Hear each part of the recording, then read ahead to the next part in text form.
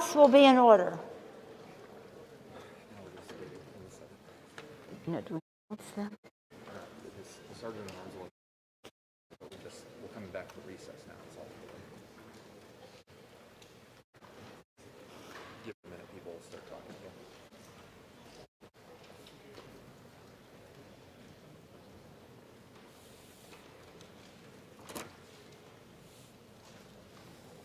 Did we do this too early? We had to. This is when we normally come in, and then we normally just wait for the Senate.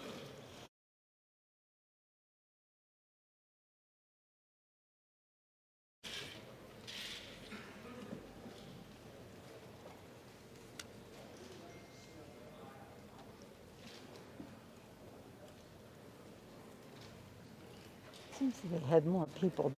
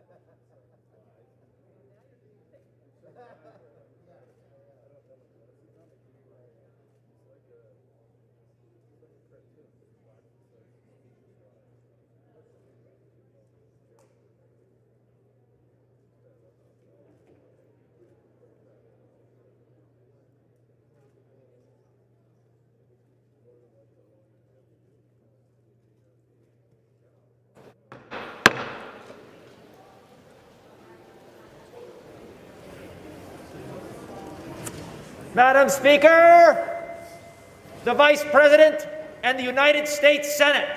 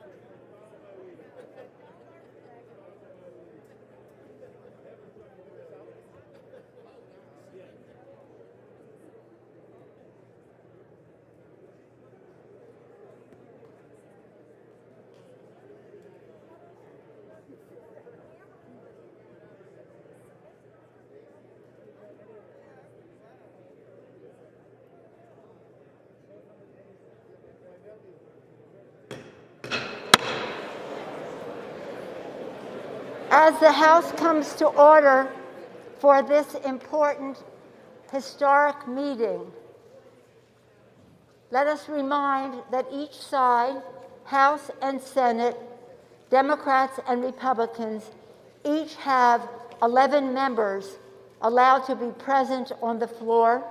Others may be in the gallery. This is at the guidance of the attending physician and the sergeants at arms. The gentlemen on the Republican side of the aisle will please observe the social distancing and agree to what we have 11 members on each side so that we can responsibilities to this chamber, to this responsibility, and to this House of Representatives. Please exit the floor if you do not have an assigned role from your leadership. You can share with your staff if you want to have a few more, but you cannot be that close together, floor of the House, with that many people in here. And I thank the Senate and the Democrats for getting by the rules. Let's go. Let's just start. Okay.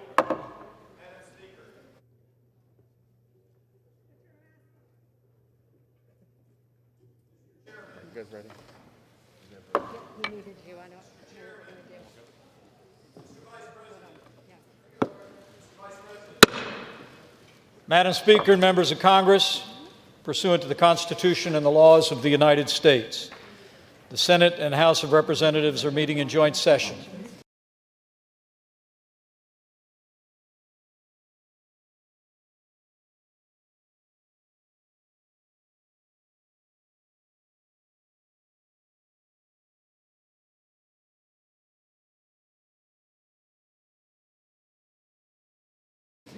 To verify the certificates and count the votes of the electors of the several states for President and Vice President of the United States. After ascertainment has been had that the certificates are authentic,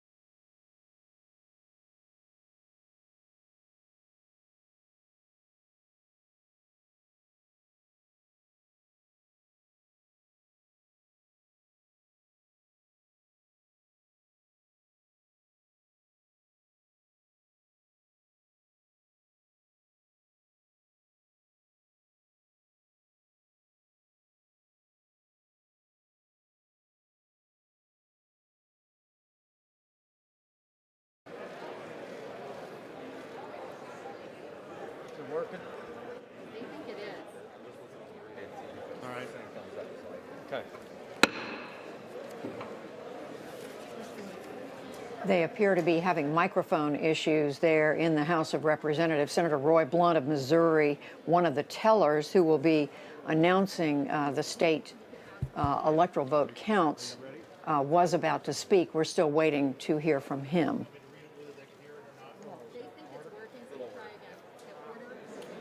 Mr. President. Order in the chamber.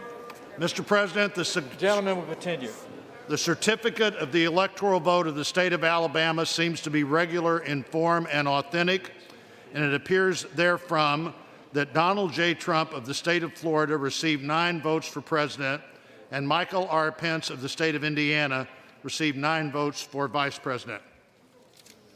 Are there any objections to counting the certificate of vote of the state of Alabama that the teller has verified appears to be regular in form and authentic? Hearing none. This certificate from Alaska, the parliamentarians advise me, is the only certificate of vote from that state that purports to be a return from the state, and that has annexed to it a certificate from an authority of the state purporting to appoint and ascertain electors. Mr. President, the certificate of the electoral vote of the state of Alaska seems to be regular in form and authentic, and it appears therefrom that Donald J. Trump of the state of Florida received 3 votes for president, and Michael R. Pence of the state of Indiana received 3 votes for vice president. Are there any objections to counting the certificate of vote of the state of Alaska that the teller has verified appears to be regular in form and authentic?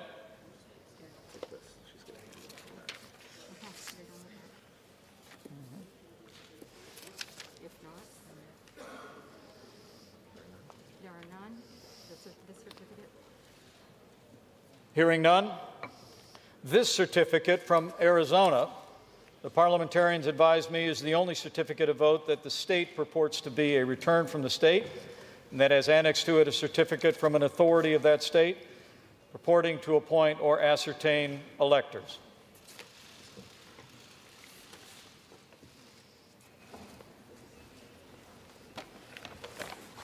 Mr. President, the certificate of the electoral vote of the state of Arizona seems to be regular in form and authentic, and it appears therefrom that Joseph R. Biden, Jr. of the state of Delaware received 11 votes for president, and Kamala D. Harris of the state of California received 11 votes for vice president.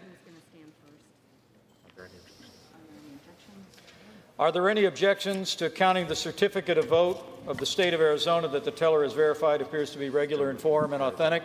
Mr. Vice President, I, Paul Gosar from Arizona. For what purpose does the gentleman from Arizona rise? I rise for myself and 60 of my colleagues to object to the counting of the electoral ballots from Arizona. Is the objection in writing and signed by a senator? Yes, it is. It is.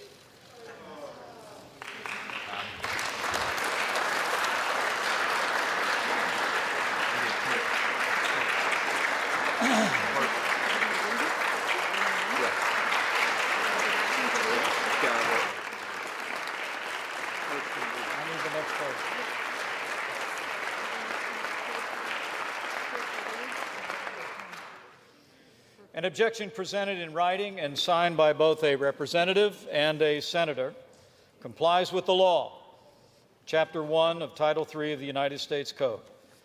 The clerk will report the objection.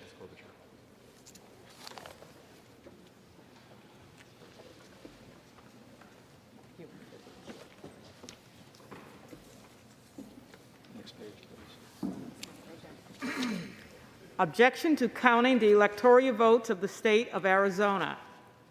We, a member of the House of Representatives and a United States Senator, object to the counting of the electoral votes of the state of Arizona on the ground that they were not, under all of the known circumstances, regularly given.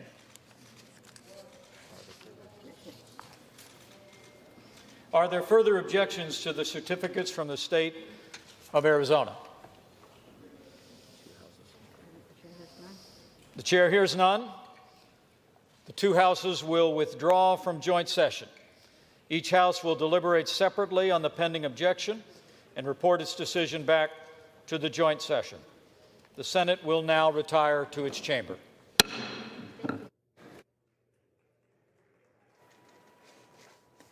And with that, Vice President Mike Pence has ended this very short joint session that lasted about 10 or 12 minutes by my calculation, where, as you saw, members of the House and Senate, a limited number of them, came together in joint session, and they began to read the results.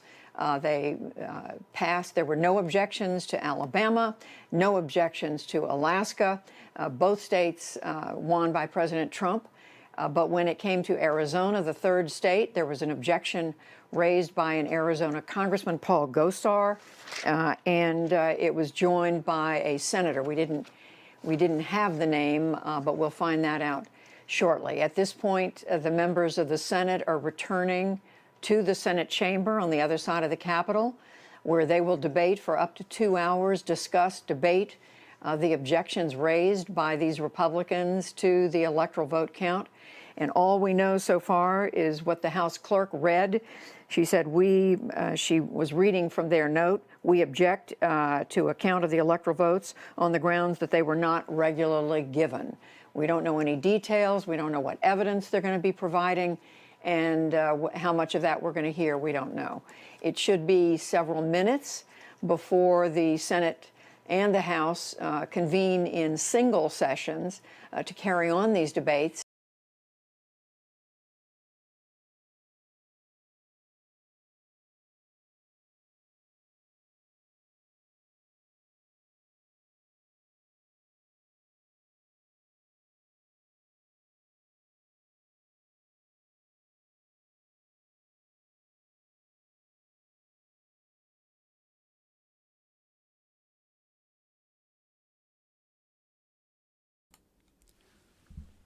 Сайн байцгаана уу? Tuguldur TV-гээс Tuguldur ирж байна.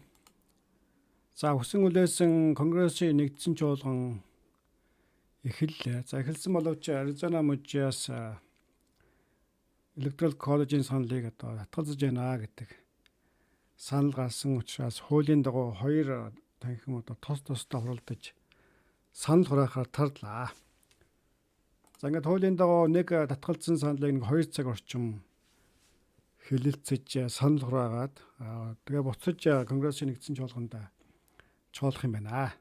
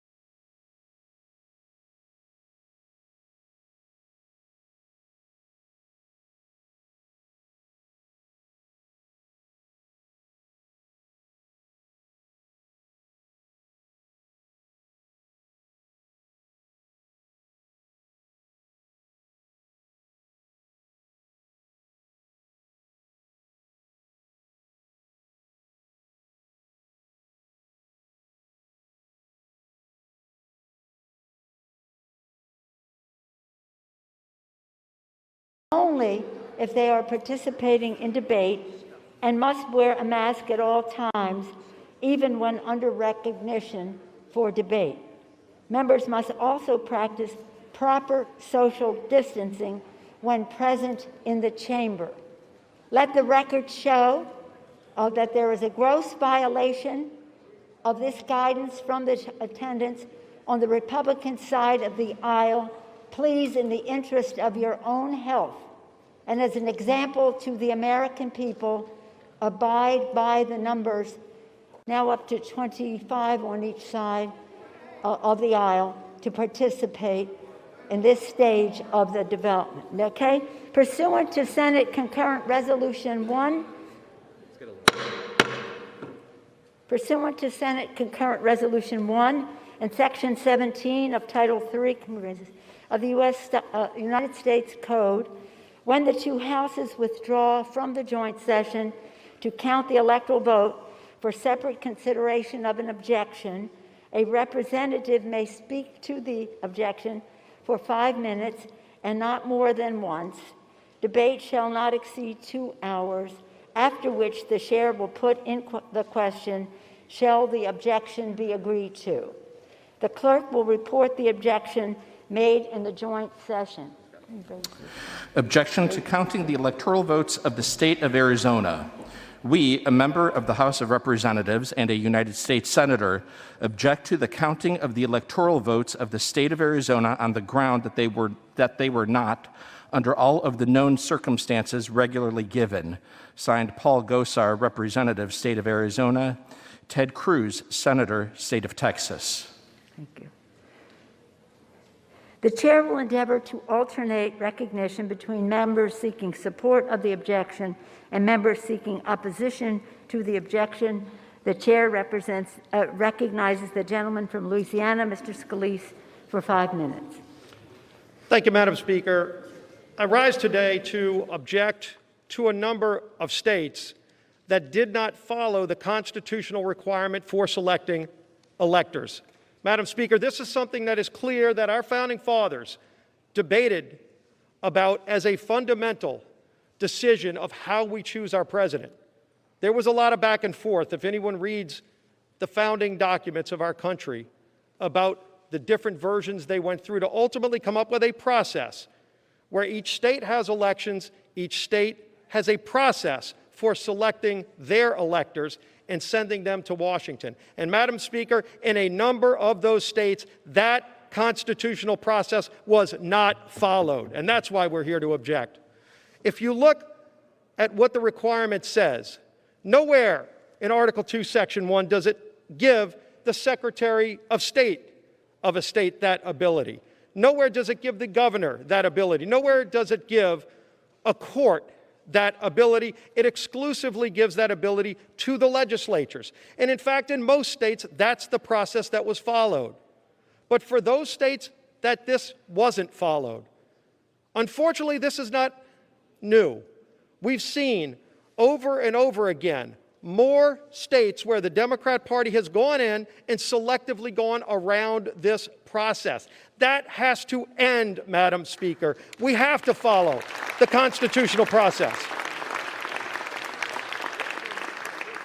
Now, there might be reasons why some people don't like the process laid out by a legislative body. Madam Speaker, I served on one of those legislative bodies when I was in the state legislature for 12 years. I served on the House and Governmental Affairs Committee where we wrote the laws for our state's elections. And I can tell you, when we had to make changes, those were extensively negotiated. We would have people on both sides come, Republicans and Democrats, Madam Speaker, would get together to work through those changes, any minute change, to how a precinct would function, to how a change would be made in the time of an election, signature requirements, all the many things that involve a clerk carrying out the duties in each parish, in our case. You would see people come and give testimony. Madam Speaker, both sides could come. Clerks of court were there in the hearing rooms. It was an open process, by the way, not behind closed doors in a smoke-filled room where somebody might want to bully a Secretary of State to get a different version that might benefit them or their party or their candidate. That's not what our founding fathers said is the process. Maybe it's how some people wanted to carry it out, but they laid out that process. And so when we would have to make those changes, they were in public view. They were heavily debated. And then ultimately, those laws were changed in advance of the election so everybody knew what the rules were. People on both sides knew how to play the rules before the game started, not getting somewhere in the process and saying, well, you don't think it's going to benefit you, so you try to go around the Constitution. That's not how our system works. It's gotten out of hand. And so President Trump has called this out. And President Trump has stood up to it. So many of us have stood up to it. And in fact, over 100 of my colleagues, Madam Speaker, asked the Supreme Court to address this problem just a few weeks ago. And unfortunately, the court chose to punt. They didn't answer it one way or the other. They didn't want to get in the middle of this discussion. We don't have that luxury today. We have to discuss this. We have to fix this. In fact, on our first full day of this Congress, many of us brought legislation onto the House floor to start fixing the problems with our elections, to restore integrity to the election process, which has been lost by so many millions of Americans. And we had a vote. Every single Republican voted to reform the process. Every single Democrat voted against it. They don't want to fix this problem. But the Constitution is our guide. And it's time we start following the Constitution. It's time we get back to what our founding fathers said is the process for selecting electors. That's the legislatures. In public view, not behind closed doors, not smoke-filled rooms, not bullying somebody that might give you a better ruling. Let's get back to rule of law and follow the Constitution, Madam Speaker, and I yield back the balance of my time. Gentleman's time has expired. For what purpose does the gentlewoman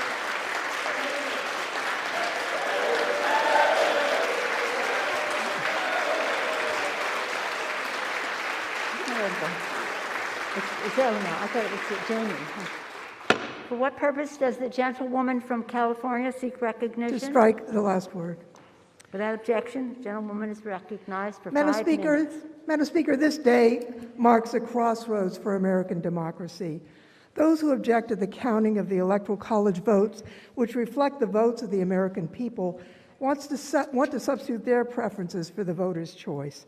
That's not what our Constitution requires, and it's at odds with the American Democratic Republic. If Congress selects the next president instead of American voters, we'll have no need for an electoral college. In fact, we'd have no need for presidential elections at all.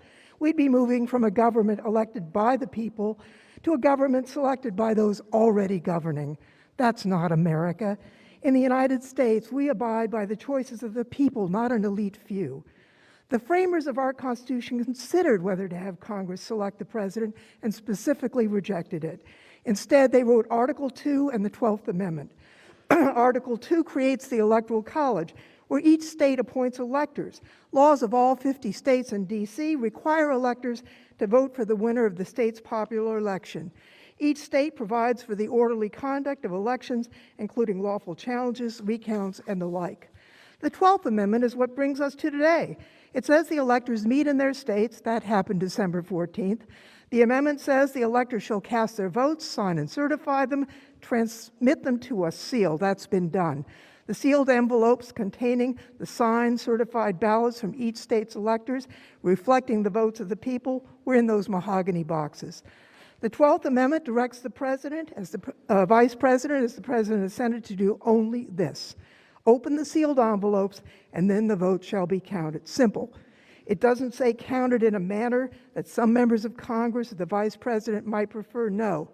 The votes are simply to be counted as certified and transmitted by the states. During Reconstruction after the Civil War, more than one slate of electors were appointed by states. Dueling lists were sent and protracted processes were undertaken in presidential elections. And as a result, to make an orderly process, Congress enacted the Electoral Count Act of 1887. This law governs our proceedings today. The act provides dispute resolution mechanisms. Under the ECA, if a governor certifies a slate of electors and there are no competing slates from that state, the governor's certified slate must be counted. Today, every single slate of electors, won by Joe Biden or won by Donald Trump, got their governor's certification. Not a single state submitted a competing slate. There's no dispute to resolve. The 2020 election was the most secure election conducted in modern history. Challenges were resolved by lawful recounts and audits. The result, Vice President Biden won the 2020 election. More than 60 lawsuits were filed contesting elements of the election process. None of these lawsuits prevailed. Why? As even President Trump's own judicial appointees ruled, there was no evidence of any wrongdoing that would change the outcome. The people spoke. It was not a close election. The margin of victory for Biden in 2020 was larger than Trump's margin in 2016. In fact, the Biden victory is one of the most decisive in modern times, exceeding the margin enjoyed by Reagan when he defeated Carter in 1980. Congress has gathered in joint session to count electoral votes every 4 years since 1789. I understand the disappointment people feel when their candidate for president loses. I've felt the same several times in my voting life. When that happens, it's not an invitation to upend the Constitution and the laws of the United States. It's an invitation to work with the new president for the good of the country and to wait for the next election in 4 years if you're dissatisfied. In that spirit, I urge my colleagues to uphold the American democracy and reject the objection, and I yield back the balance of my time.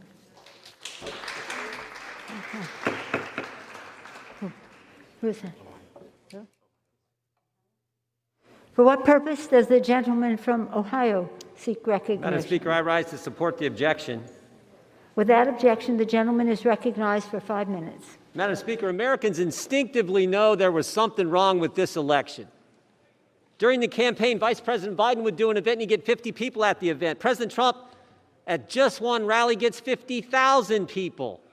President Trump increases vote with African Americans, increases vote with Hispanic Americans, won 19 of 20 bellwether counties, won Ohio by 8, Iowa by 8, and Florida by 3. Got 11 million more votes than he did in 2016, and House Republicans won 27 of 27 toss-up races. But somehow, the guy who never left his house wins the election? 80 million Americans, 80 million of our fellow citizens, Republicans and Democrats, have doubts about this election. And 60 million people, 60 million Americans think it was stolen. But Democrats say, no problem, no worries, everything's fine. We asked for an investigation. We asked Chairman Nadler, Chairwoman Maloney for an investigation. They said no. Wouldn't want to investigate something that half the electorate has doubts about. It's just the presidency of the United States. Why? Why not one single investigation? Why not even one single hearing over the last 9 weeks in the United States House of Representatives? Why? Because all the Democrats care about is making sure President Trump isn't president. For 4.5 years, that's all they've cared about. July 31st, 2016, before he was elected the first time, Jim Comey's FBI takes out the insurance policy, opens an investigation on the president based on nothing. May 17th, 2017, Bob Mueller named special counsel. 2 years, they investigate the Russia hoax, 19 lawyers, 40 agents, and $40 million of taxpayer money for nothing. December 18th, 2019, Democrat House members vote to impeach President Trump based on an anonymous whistleblower with no firsthand knowledge who was biased against the president and who worked for Joe Biden. But none of that worked. As hard as they tried, none of that worked. They threw everything they had at him. So what'd they do next? They changed the rules. They changed the election law, and they did it in an unconstitutional fashion. And that's what we're going to show over the next several hours of debate. The Constitution is clear, as Whip Scalise just said. State legislatures, and only state legislatures, set election law. In Arizona, the law says voter registration ends on October 5th. Democrats said, we don't care what the law says. They went to a court, got an Obama-appointed judge to extend it 18 days. No debate, as Steve talked about. No debate, no discussion, he just did it. Pennsylvania, same thing. Pennsylvania law says mail-in ballots have to be in by 8 p.m. Election day. Democrat Supreme Court said, nope, we're going to extend it. Election day doesn't end on Tuesday now. They took it to Friday. Extended the election 3 days. Not the legislature, partisan Supreme Court. Pennsylvania law says mail-in ballots require signature verification. Democrat Secretary of State said, nope, I'm going to decide by myself that it doesn't. For 2.6 million ballots. Pennsylvania law says mail-in ballots can't be processed until Election day. Some counties said no. And you can imagine which counties they were. Democrat-run counties said no and allowed ballots to be cured and fixed before Election day. They did an in-run around the Constitution in every state that Republicans will object to today. Every single one. It was a pattern. It was their template. They did it in Arizona. They did it in Georgia. They did it in Michigan. They did it in Pennsylvania. They did it in Nevada. They did it in Wisconsin. And yet some of our members, some members say, don't worry about it. We shouldn't do anything. Just let it go. It was just 6 states who violated the Constitution. What if it's 10 states the next time? What if it's 15? What if in 2024, 2028, it's 26 states? What if it's half the states do an end run around the Constitution clearly spells out? We are the final check and balance. The authority rests with us, the United States Congress, the body closest to the American people, right where the founders wanted it. We should do our duty. We should object to and vote for this objection to the Arizona electors. Madam Chair, I yield back. Thank you.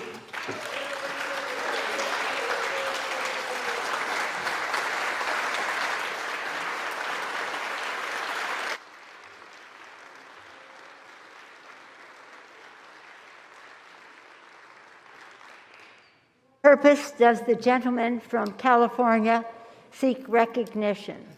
Madam Speaker, I rise in opposition to the objection. The gentleman is recognized without objection for 5 minutes. Madam Speaker, a little more than 2 months ago, America performed an extraordinary feat. Under some of the most trying circumstances in our history, our fellow citizens conducted a free and fair election, vindicating our founders' belief once again that we were capable of self-government and a peaceful transition of power. On November 3rd, the American people chose Joe Biden to be their next president by an enormous margin. The successful conduct of that election, among the most secure in American history, was not an accident. It was the result of the dedicated work of thousands of volunteers, canvassers, poll workers, electors, and state and local election officials. When the conduct of any state election was challenged, the courts, through judges appointed by Democrats and those appointed by Republicans, heard unsubstantiated claims of fraud, found they had no merit, and said so. But most important, the American people persevered. In the midst of the worst pandemic in a century, America had one of the most impressive elections in a century with historic voter turnout. Our fellow citizens did their civic duty. The question we face today is, will we do ours? That we are here with a substantial number of our members seeking to overturn an election is remarkable, tragic, and all too predictable. For it is the natural result of a locomotive set in motion months ago with a myth. For weeks and weeks before, during, and after our election, a dangerous falsehood was propagated that our election would be marred by massive fraud. Never mind, it was the same election which brought the very men and women to this chamber who would challenge its results. What value has consistency when measured against ambition? A former senator from Georgia, remarking on a contested election over a century ago, said that able men, learned men, distinguished men, great men in the eyes of the nation seemed intent only on accomplishing a party triumph without regard to the consequences to the country. That is human nature. That is, he said, unfortunately, party nature. Was he right? We stand in a house which was once the place of giants. Have we become so small? Does our oath to uphold the Constitution, taken just days ago, mean so very little? I think not. I believe, to quote our dear departed friend Elijah Cummings, that we are better than that. I think Elijah would be proud that the debate here today is not between Democrats and Republicans, and that some Republicans, including the Republican leader of the Senate, remain devoted to the principle that we are a nation of laws, not individuals, let alone a single individual. It may seem unfair to the new members who have only just taken the oath for the first time that they should be so soon tested with one of the most consequential votes they may cast, no matter how long they serve. But it is so, and none of us can shrink from that responsibility. Nor can we console ourselves with the intoxicating fiction that we can break that oath without consequence, because doing so will not succeed in overturning the election.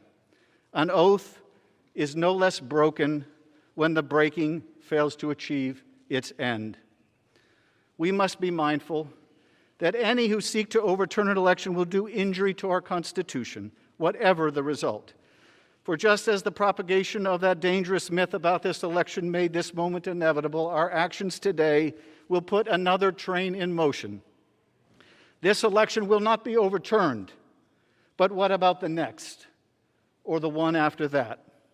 What shall we say when our democratic legacy is no more substantial than the air, except that we brought trouble to our own house and inherited the wind?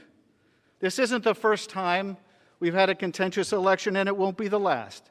In 1800, John Adams lost a closely contested election to Thomas Jefferson in the first peaceful transition of power from one party to another in our history. Adams was hardly pleased with the result, choosing to skip the inaugural activities, but he did what leaders are required to do in a democratic government. За энэ бол төлөөлөгчдийн танхимын гишүүд хуралдаж байгаа байдал. Сенатын танхимд одоо бас яг ийм хурал болж байгаа, санал хураах гэж байгаа. Тийм учраас төлөөлөгчдийн танхим бол ардчилсан намын олон байгаа учраас сонирхол багтай байна. Сенатын танхимд юу болж байгааг сонирхъё.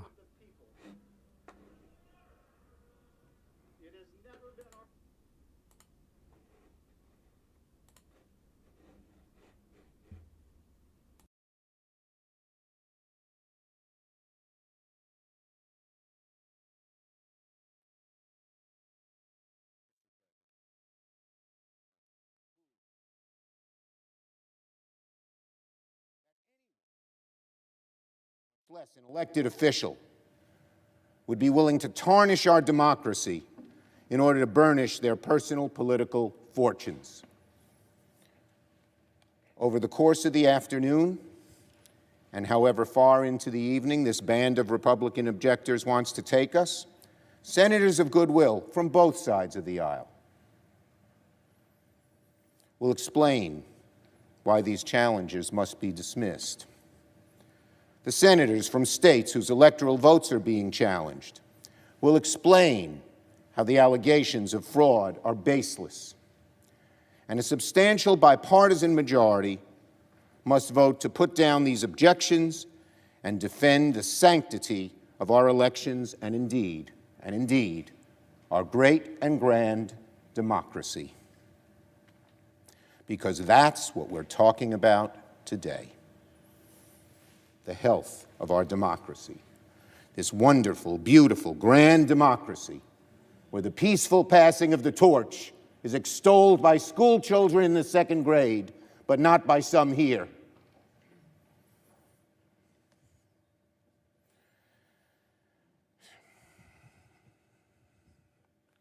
As we speak, half of our voters are being conditioned by the outgoing president to believe that when his party loses an election, the results must not be legitimate. As we speak, the eyes of the world are on this chamber, questioning whether America is still the shining example of democracy, the shining city on the hill. What message we send today? What message will we send today to our people, to the world that has so looked up to us for centuries? What message will we send to fledgling democracies who study our Constitution, mirror our laws and traditions, in the hopes that they too can build a country ruled by the consent of the governed?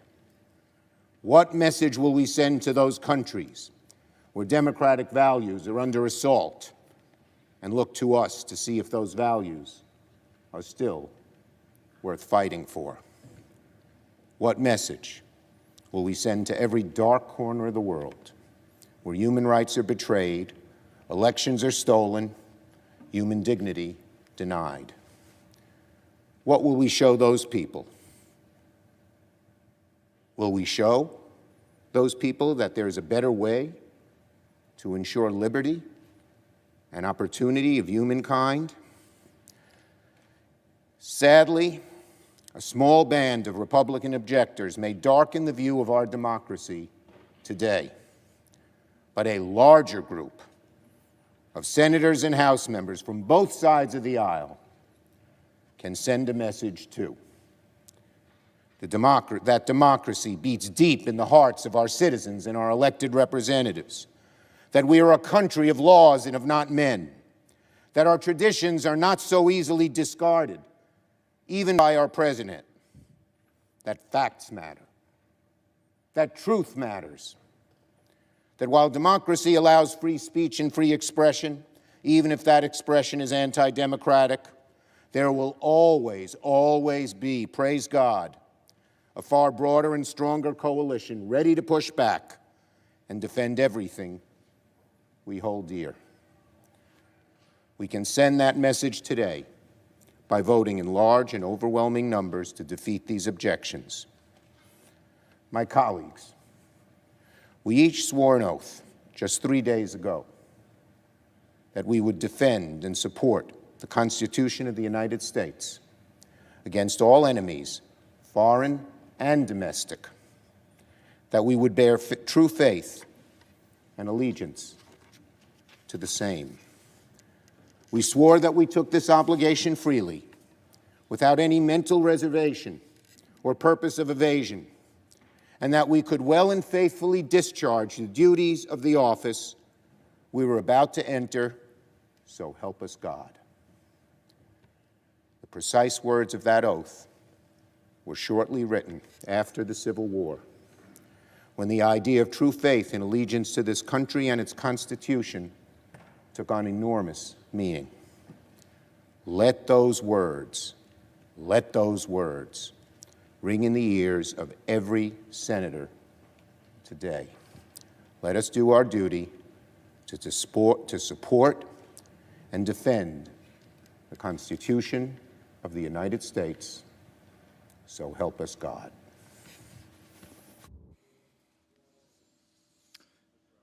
Majority Leader. I yield up to 5 minutes to the Senator from Texas, Senator Cruz. Mr. President. Senator. We gathered together at a moment of great division, at a moment of great passion. We have seen, and no doubt will continue to see, a great deal of moralizing from both sides of the aisle. But I would urge to both sides perhaps a bit less certitude and a bit more recognition that we are gathered at a time when democracy is in crisis. Recent polling shows that 39% of Americans believe the election that just occurred, quote, was rigged. You may not agree with that assessment, but it is nonetheless a reality for nearly half the country. I would note it is not just Republicans who believe that. 31% of independents agree with that statement. 17% of Democrats believe the election was rigged. Even if you do not share that conviction, It is the responsibility, I believe, of this office to acknowledge that is a profound threat to this country and to the legitimacy of any administrations that will come in the future. I want to take a moment to speak to my Democratic colleagues. I understand your guy is winning right now. If Democrats vote as a bloc, Joe Biden will almost certainly be certified as the next president of the United States. I want to speak to the Republicans who are considering voting against these objections. I understand your concerns, but I urge you to pause and think. What does it say to the nearly half the country that believes this election was rigged if we vote not even to consider the claims of illegality and fraud in this election?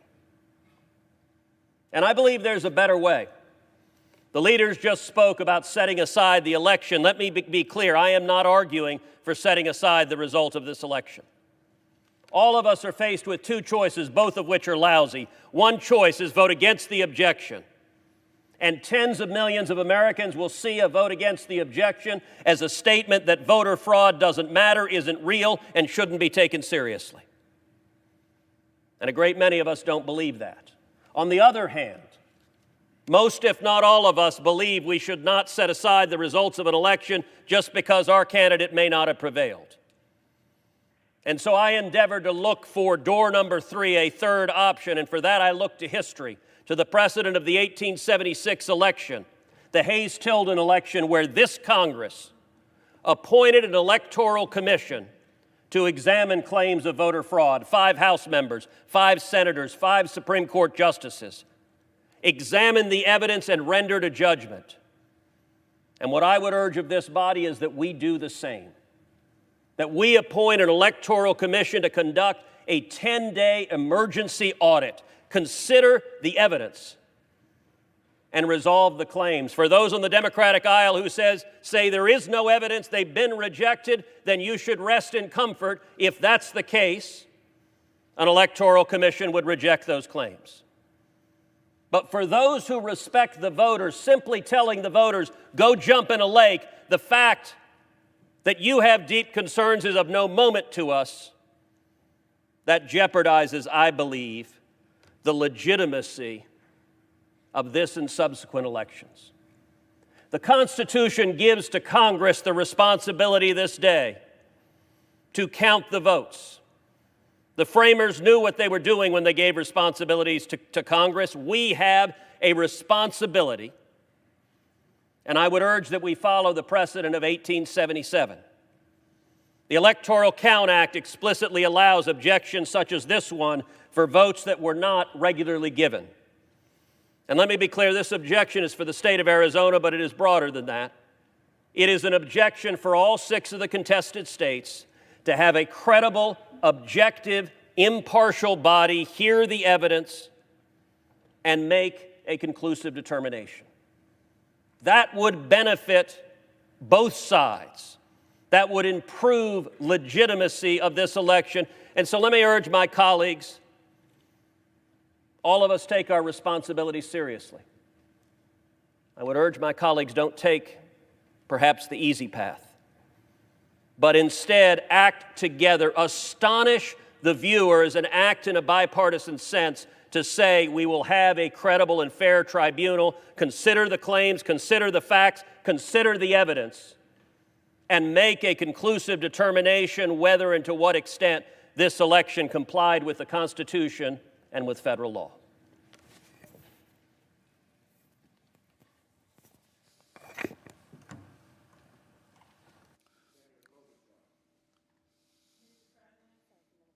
Senator from Minnesota.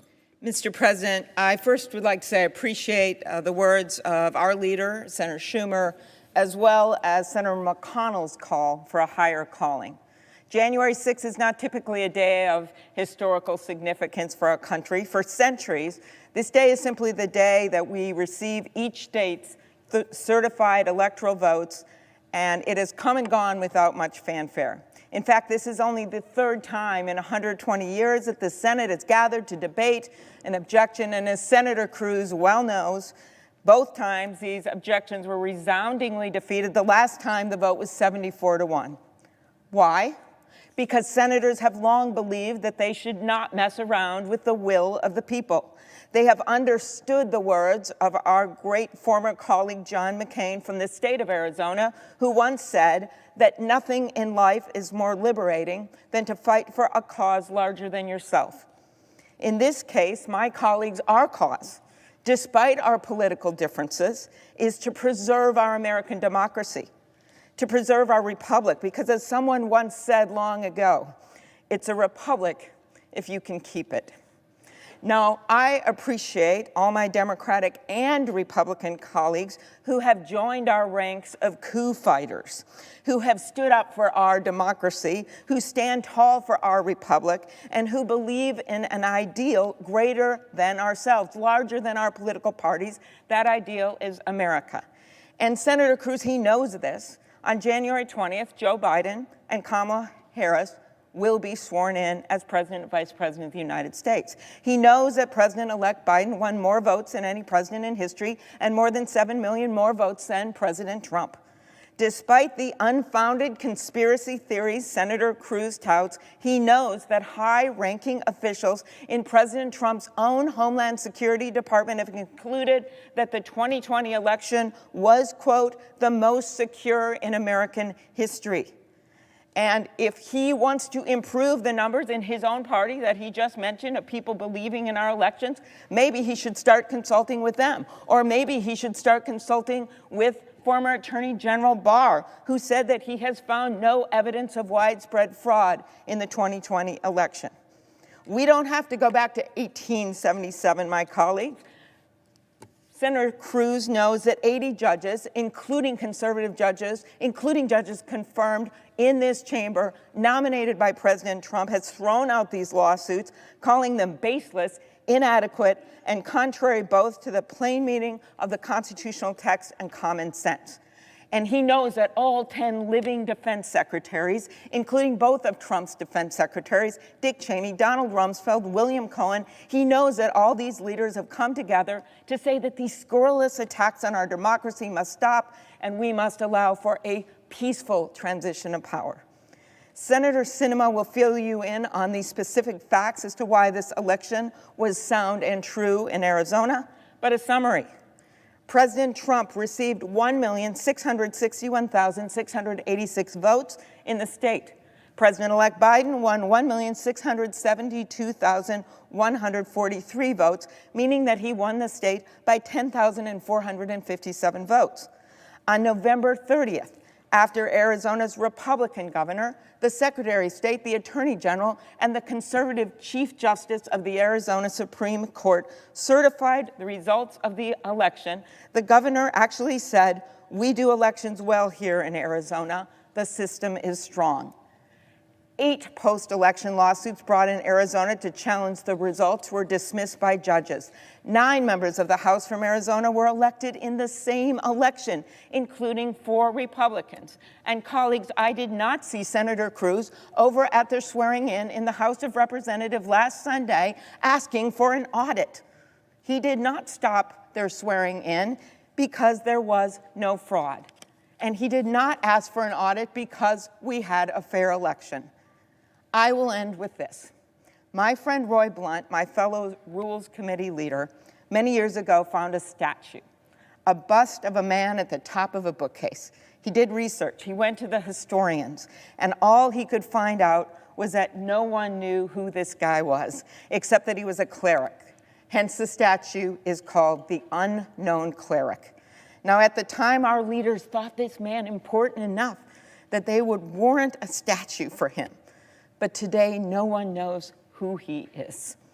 Senator Blunt's message to school kids and senators alike that visit his office when he shows them the statue, what we do here is more important than who we are. Senators, what matters is not our futures, not our own short-term destinies. What matters is our democracy's destiny. Because I think many of us know that people will not know who we are 100 years from now or 200 years from now. But what they will know is this. They will know what we did today, how we voted today, and that is more important than who we are. It's a republic if we can keep it. Thank you, Mr. President. I yield the floor. Majority Leader. I yield up to 5 minutes to the senator from Pennsylvania, Senator Toomey. Senator from Pennsylvania. Thank you, Mr. President, and I intend later to address the specifics of Pennsylvania if and when an objection is raised with regard to Pennsylvania. For now, I want to address my remarks to what I think is the fundamental question being posed by the objectors. And that is, does Congress have the constitutional authority to decide which states' electoral college votes should be counted and which should not, based on how well we think they ran their elections?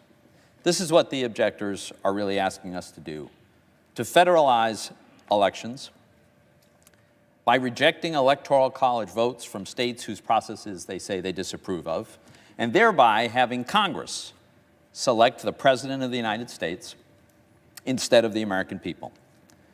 The answer, Mr. President, is no, there is no such authority under the Constitution.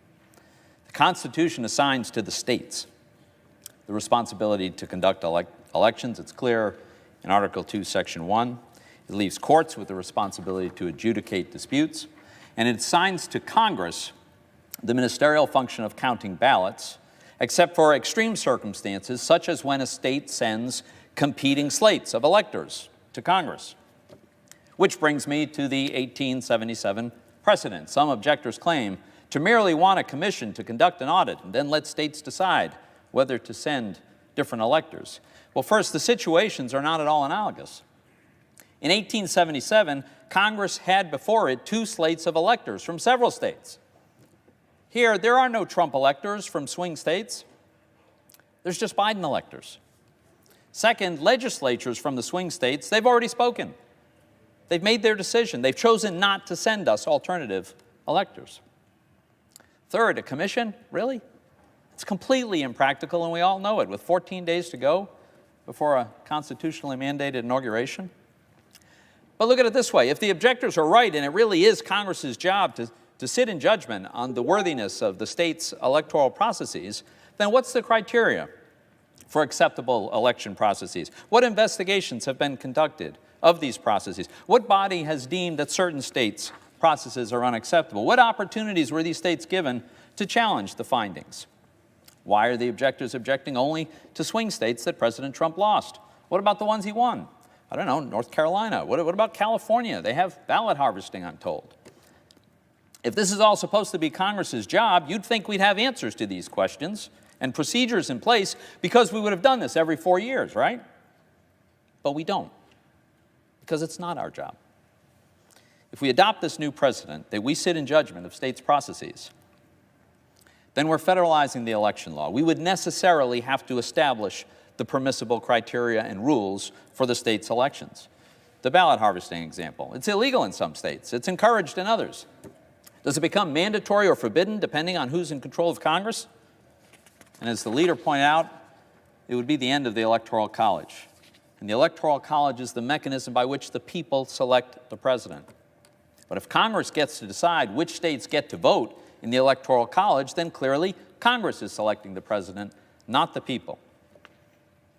Whichever party controls both houses of Congress would control the presidency. The public would never tolerate Congress picking the president instead of themselves, so they'd abolish the Electoral College, as many of our colleagues would like to do. And the end of the Electoral College, of course, means the nation will be governed by a handful of big blue states and regions that can drum up very large numbers. Mr. President, the Constitution does not assign to Congress the responsibility to judge the worthiness of state election processes, nor its adherence to its rules. That's the responsibility of the states and the courts. Let me conclude with this. I voted for President Trump. I publicly endorsed President Trump. I campaigned for President Trump. I did not want Joe Biden to win this election. But there's something more important to me than having my preferred candidate sworn in as the next president, and that's to have the American people's chosen candidate sworn in as the next president.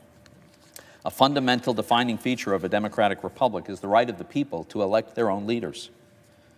It's now our duty, it's our responsibility to ensure that that right is respected in this election and preserved for future elections. I urge you, vote against this objection. Democratic Leader. Mr. Vice President. The Senator from the great state of Arizona, Senator Sinema. Senator from Arizona. Thank you, Mr. President. I rise today to share the facts about Arizona's recent election and to urge my colleagues to step away from divisive political rhetoric and step towards renewing Americans' faith in our democracy. The 2020 Arizona election was a success, not for any one party or individual, but as a demonstration of the will of the voters. A record 80% of registered voters participated, thanks to local Arizona election officials who ensured our system worked and our laws were upheld. Arizona has offered early voting for more than 100 years, and our vote-by-mail system includes strict safeguards. All ballots include tracking mechanisms and tamper-resistant envelopes. Election staff are trained to authenticate signatures, and Arizona imposes severe criminal punishments for ballot tampering. The Arizona election produced bipartisan results in which members of both parties won races, and these results have been confirmed by stakeholders across the political spectrum. The Republican chairman of the Maricopa County Board of Supervisors said, "No matter how you voted, this election was administered with integrity, transparency, and in accordance with Arizona state laws." The Republican Speaker of the Arizona State House rejected calls for the legislature to overturn the election, saying, "As a conservative Republican, I don't like the results of the presidential election, but I cannot and will not entertain a suggestion that we violate current law to change the outcome." 8 challenges contesting the Arizona election were brought to federal and state courts. All 8 were withdrawn or dismissed, including a unanimous ruling by the Arizona Supreme Court. The Chief Justice wrote, "The challenge fails to present any evidence of misconduct or illegal votes, let alone establish any degree of fraud or a sufficient error rate that would undermine the certainty of the election results." During a recent committee hearing, I asked a simple question of the former Director of Cybersecurity and Infrastructure Security. Did he find any evidence disputing the integrity or fairness of Arizona's election? His answer was simple: no. Arizona and our 15 counties should be congratulated for running a secure election. Perhaps the most heartening demonstration of Arizona's election success is Jocelyn from Phoenix. Jocelyn is 18 years old and was a first-time voter in 2020. So was Rachel from Tucson, and 1,000 more Arizonans who for the first time exercised their constitutional right to decide their own leaders. Today's challenge to Arizona's election fails any factual analysis.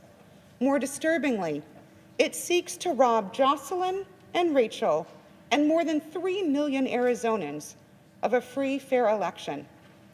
Those of us who are trusted with elected office are first and foremost public servants. We serve our constituents. We do not seek to substitute our personal ambitions for the will of the American people. Our system allows for a continuous contest of ideas, and those voters who support the losing side of a free, fair election have not been disenfranchised. Rather, they maintain just as an important a voice in America's future, and leaders have a duty to serve all of our constituents, including those who voted for other candidates. Great leaders in our history face the choice of whether to take an action strengthening our democracy, even if a different action would better serve their political ambitions. Many are revered today because they chose our republic over their self-interests, including my personal hero, Senator John McCain. Following his presidential loss, Senator McCain said, "The American people have spoken. Senator Obama and I have argued our differences, and he has prevailed. Whatever our differences, we are fellow Americans." He spoke to the nearly 60 million Americans who voted for him, saying, "It is natural tonight to feel some disappointment, but tomorrow we must move beyond it and work together to get our country moving again. Senator McCain was right. Today we have serious, significant work to do, beating this pandemic and reviving our economy. I urge my colleagues to follow the example of Senator John McCain and so many others. Reject this meritless challenge and uphold the will of Arizona voters. Thank you. Majority Leader. Mr. President, I'll yield up to 5 minutes to the Senator from Oklahoma, Senator Lankford. Senator from Oklahoma.